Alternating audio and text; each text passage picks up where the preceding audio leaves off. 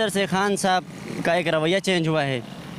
तकरीबन खान साहब ने कहा, शुरू में कहा जी अमेरिका ने साजिश नहीं की है, फिर उसके बाद इस्टेब्लिशमेंट को कहा जी अगर वो रोक तो सकते थे, अगर उन्होंने नहीं किया खुद, तो इससे यूँ लगता है कि आर्मी चीफ़ के लिए उनका डेडलॉक नहीं है। अब पिछले दिनों देखें तो खान साहब ने भी खुद भी कहा था और फवाद चौधरी ने भी कि आर्मी चीफ़ कोई भी आए हमें उससे कोई गरज नहीं है, हमें इलेक्शन होनी चाहिए, इलेक्शन की तारीख हमें मिलनी चाहिए। तो अभी ये लग रहा है कि अगर आर्मी चीफ़, उनका एक पॉइंट था कि टर्निंग हमारी चॉइस का लगाएं, लेकिन अभी वो उनके हाथ से निकल गया है। तो अब ये उनका अगला डेडलॉक उनका ये हुआ है, जहाँ तक मुझे लगता है, मेरा ओपिनियन ये है कि नया आर्मी चीफ़ आएगा, इस्टेब्लिशमेंट और नून में किसी एक का आ जाए, लेकिन उनको तारीख मिल जाएगी।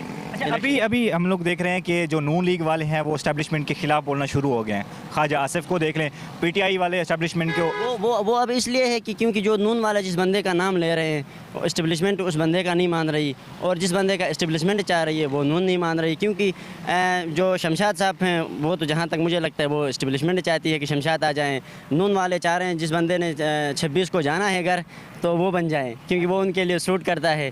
और वो खान के ख़िलाफ़ भी हैं। पहले ये कि जब खान साहब इक़्तिदार में थे तो वो DGIS आए थे, तो 2 महीने बाद उस बंदे को हटा के फैज़ साहब को इमरान खान ने DG बनाया था। तो वो उनको, मुझे लगता है कि नून को वो सूट करता है, वो उनका फेवरेट थे और वो खान के ख़िलाफ़ वो उसका यूज़ भी कर सकते हैं। और दूसरी बात ये भी है ना कि खान साहब का जो एक है कि मुझे बस वो डेट ही चाहिए, इलेक्शन की डेट ही चाहिए।